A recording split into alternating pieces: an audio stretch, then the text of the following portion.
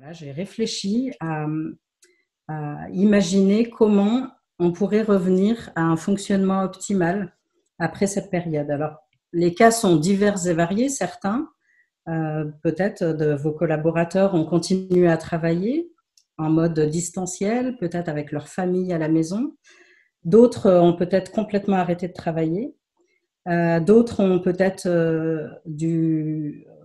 selon les besoins, travailler encore plus intensément qu'habituellement. Mais en tout cas, quelle que soit la configuration de la situation, une chose commune, c'est que l'enjeu du retour au bureau va être émotionnel. Et donc, c'est important de pouvoir anticiper ces éléments-là. Les émotions sont de véritables alliés du succès des équipes. Elles peuvent aussi être de véritables parasites, si elles sont exprimées à très forte intensité ou si elles sont peut-être pas assez régulées par les collaborateurs. Et donc, en tant que cadre ou en tant que chef d'équipe, ça sera important de pouvoir accompagner les collaborateurs dans ce moment privilégié pour pouvoir les aider à poser leur sac à dos émotionnel et à pouvoir reprendre l'activité professionnelle de la façon la plus sereine possible. L'émotion, c'est un processus dynamique qui est déclenché par un stimulus et elle est éphémère et elle est indispensable à la survie et totalement subjective.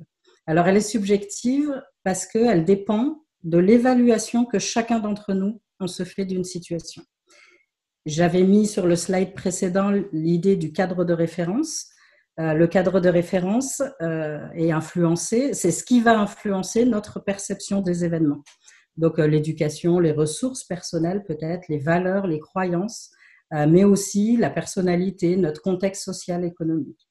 Et donc, tous ces éléments-là et ce cadre de référence va nous amener à filtrer les informations et c'est bien l'évaluation de la situation qui va déclencher l'émotion et pas l'inverse.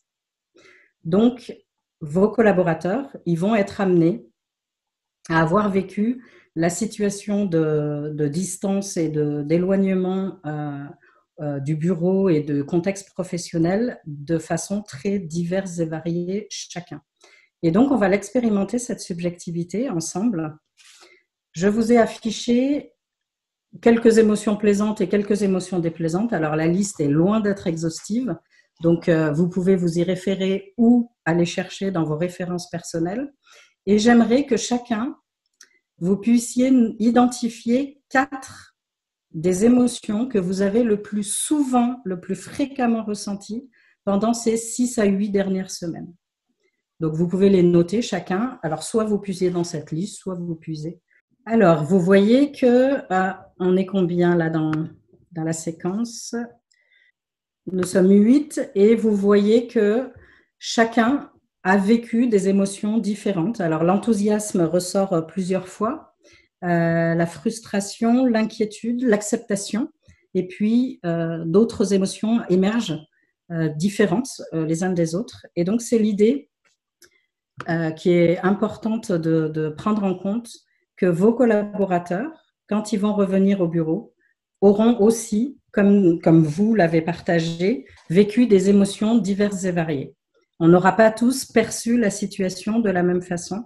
Et donc, ça va être important de pouvoir prendre un temps de débriefing émotionnel pour que chacun puisse déposer son sac à dos émotionnel. Ça sera un point clé nécessaire pour pouvoir relancer la dynamique de travail et la performance attendue du coup pour la suite. Alors, j'ai imaginé du coup un concept de séance de travail, de séance de réflexion pour pouvoir reconnecter les gens les uns avec les autres et relancer la dynamique de travail. Donc, les retrouvailles, ce thème qui me tient particulièrement à cœur, doit être considéré comme un moment privilégié entre le cadre, chef d'équipe et son équipe. Je vise 3 objectifs par rapport à cette séance. Le premier objectif, c'est de pouvoir prendre le temps d'accueillir et d'écouter ses collaborateurs tranquillement et puis voilà, pouvoir partager un moment fort pour vider son sac à dos émotionnel. amener ses collaborateurs à verbaliser leur vécu émotionnel passé ou immédiat et réenclencher la dynamique de travail en présentiel.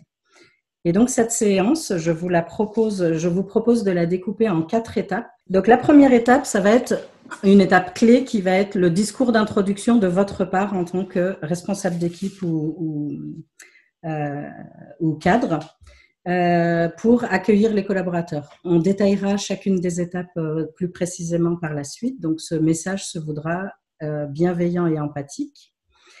La deuxième étape, ça va être le moment clé du débriefing émotionnel et du partage d'expérience. Chacun pourra vraiment, en toute sincérité et authenticité, partager comment il a vécu cette période d'éloignement du contexte professionnel. La troisième étape consistera à, quand les gens auront posé et partagé ce qu'ils ont ressenti, ça sera de les aider, à identifier les ressources personnelles qu'ils ont utilisées pour traverser, pour grandir de cette situation et être là, présent au retour au bureau le jour où vous les accueillerez. Et puis la quatrième étape, c'est une étape qui va consister à relancer la dynamique de travail et donc ça sera de trouver et de faire émerger au niveau de l'équipe leur cœur positif du système pour qu'ils puissent se relancer dans une dynamique le plus sereinement possible après cette situation particulière. Donc, je vais détailler l'étape 1.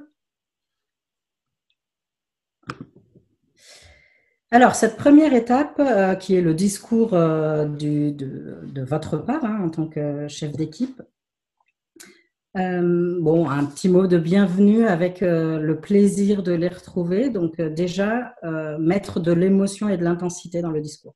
Ça, c'est important puisque vous allez leur demander de verbaliser des émotions. Ça sera important que vous-même, dans le discours introductif, vous puissiez utiliser le levier des émotions pour introduire ce pitch.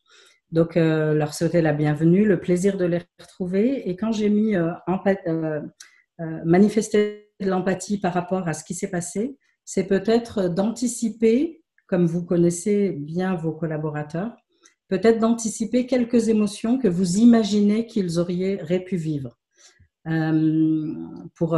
Et puis, en même temps, partager votre propre vécu émotionnel. Ça vous aidera à créer ce lien de confiance. Et puis ensuite, quand vous allez leur demander de s'exprimer, ils le feront peut-être un peu plus facilement parce que vous avez été sur cette dynamique-là en amont. De leur expliquer aussi l'importance de prendre ce temps, de donner les objectifs de la séance et puis de poser un cadre pour leur demander qu'ils puissent être authentiques, sincères par rapport à ce qu'ils vont partager et surtout dans le zéro jugement. C'est-à-dire accueillir ce que les uns et les autres ont vécu sans avoir aucun jugement par rapport au fait que c'est peut-être pas comme moi je l'ai perçu, je comprends pas pourquoi il ressent ça alors que, etc. Donc c'est vraiment de cadrer ce moment de partage parce que c'est important qu'il n'y ait pas de jugement, beaucoup d'écoute et puis de l'authenticité, de la sincérité. Du coup, anticiper aussi sa posture en tant que responsable quand on va accueillir les personnes, de l'ouverture, de la bienveillance, de la sérénité, une voix posée, tranquille, apaisée, et puis accueillir sans peut-être manifester de trop grandes manifestations non verbales qui pourraient mettre mal à l'aise peut-être les collaborateurs, et puis de la gratitude par rapport à tout ce que chacun va pouvoir échanger dans ce moment fort de retrouvailles. Sephora, il y a déjà une question intéressante à prendre en compte pour la suite des minutes d'explication. C'est dans le cas où tout le monde ne revient pas d'un coup, qui reste encore à la maison, ça peut être intéressant à un moment donné de garder ça en tête pour ce cas là de comment faire. Mais je passe à l'étape 2. Ok. On peut revenir aux questions du coup à la fin, c'est ça? On pourra réfléchir. Je te la soumettais déjà que tu l'aies en tête. Là. En effet, peut-être qu'il va y avoir un retour au travail progressif et que ça doit être pris en compte.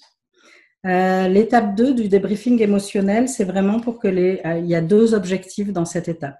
La première étape, c'est que les gens puissent poser leur sac à dos émotionnel et partager vraiment leur vécu.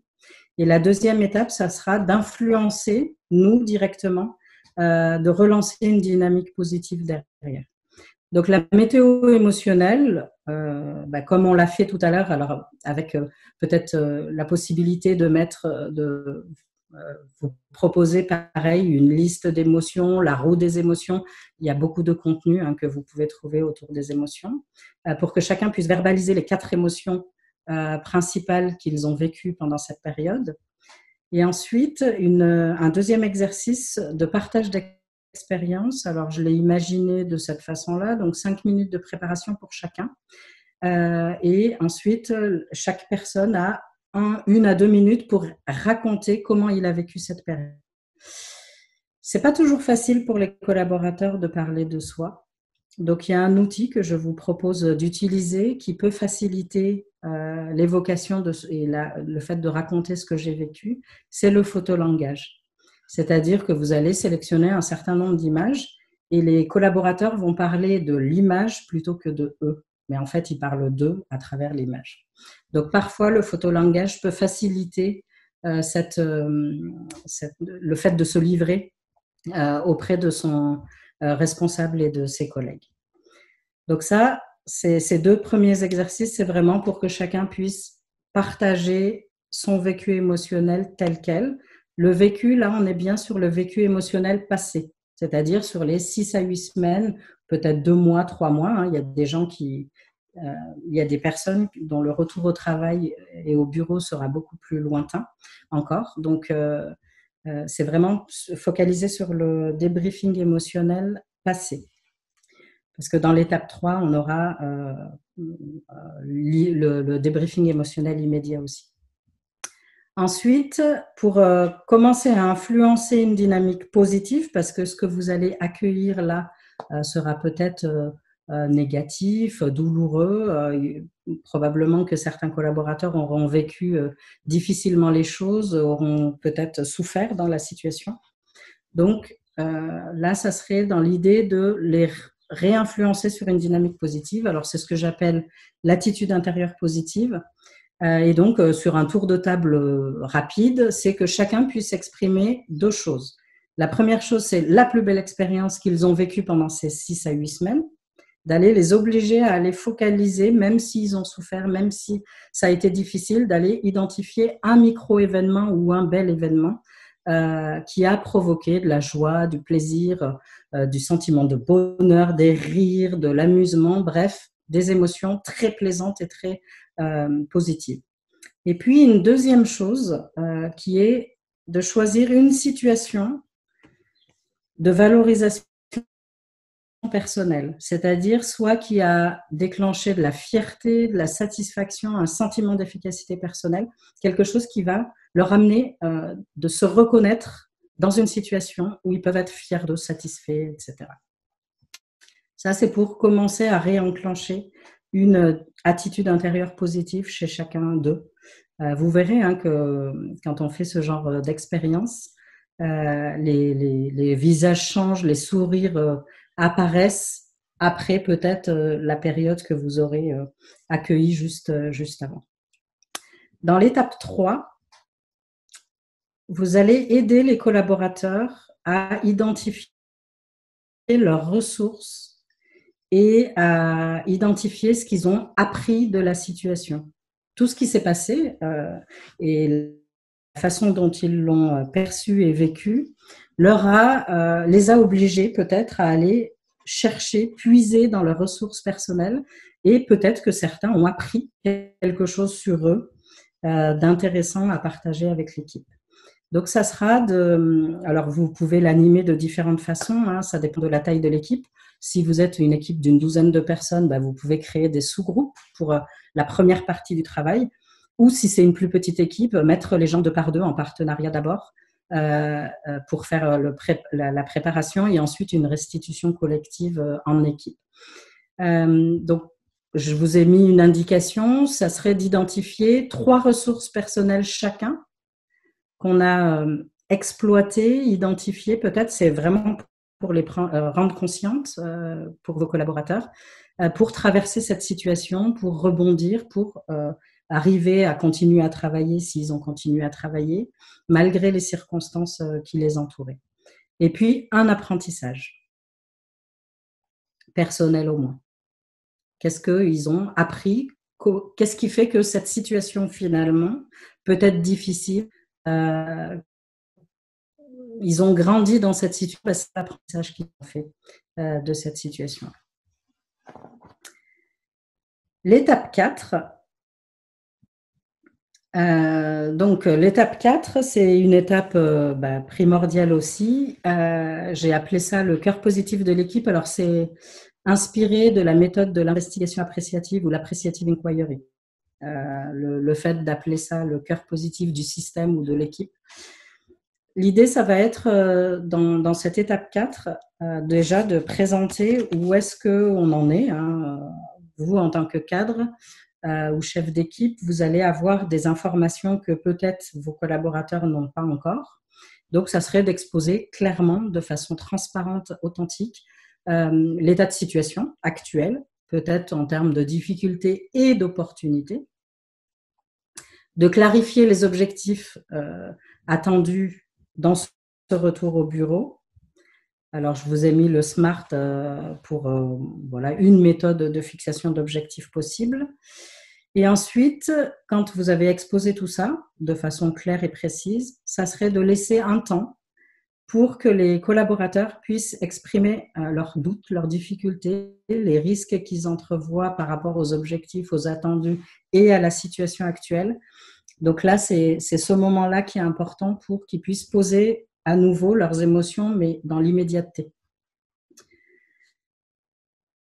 Du coup, quand ils auront pu poser les choses, alors cette étape, attention, ne vous engagez peut-être pas trop vite à répondre immédiatement aux collaborateurs. Ils vont exprimer des doutes, des risques et des difficultés, des enjeux qu'ils perçoivent, mais peut-être à cadrer en amont en disant que l'idée, à ce moment-là, l'intention, c'est de noter les différents éléments et que vous reviendrez plus tard avec des réponses individuelles ou collectives selon les situations.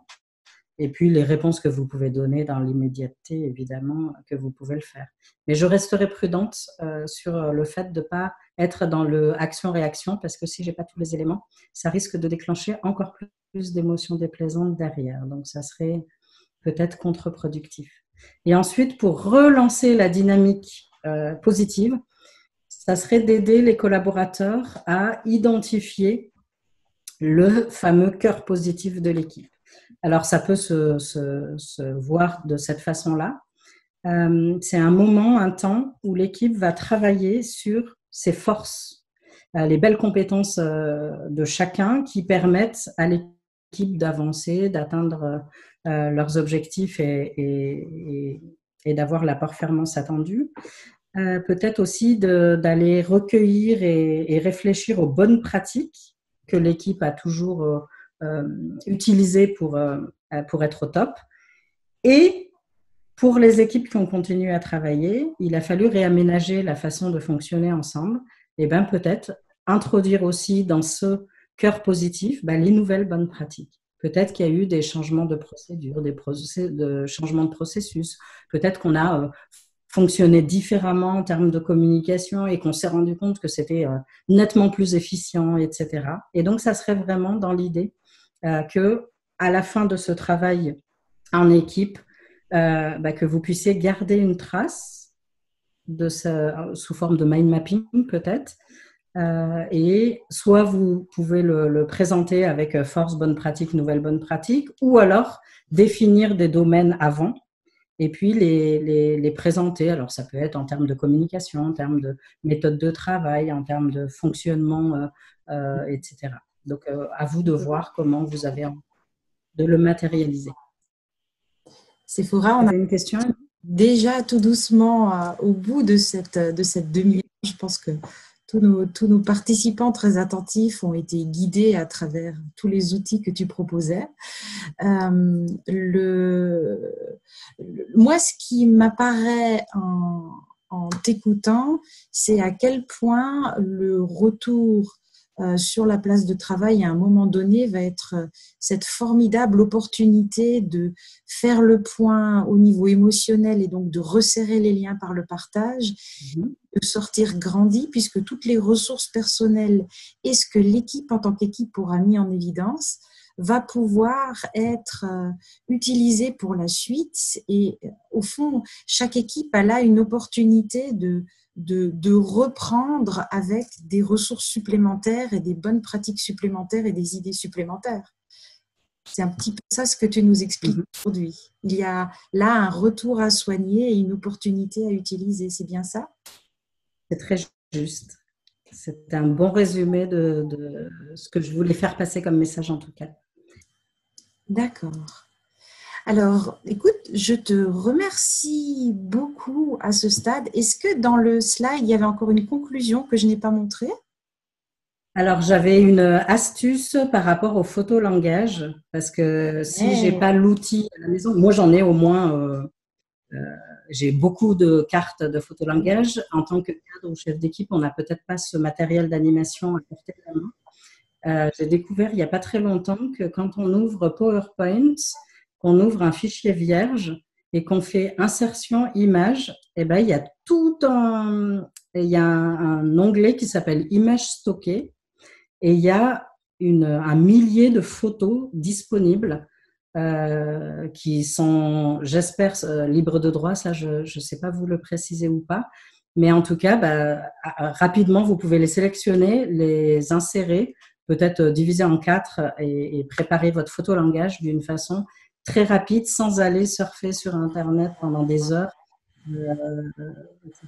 Donc là, voilà, j'ai découvert ça il n'y a pas très longtemps, donc je voulais partager l'astuce. Si vous voulez créer un photolangage, et ces outils-là que vous pourrez utiliser pour cette séance, ils sont évidemment réplicables pour plein d'autres séances de travail.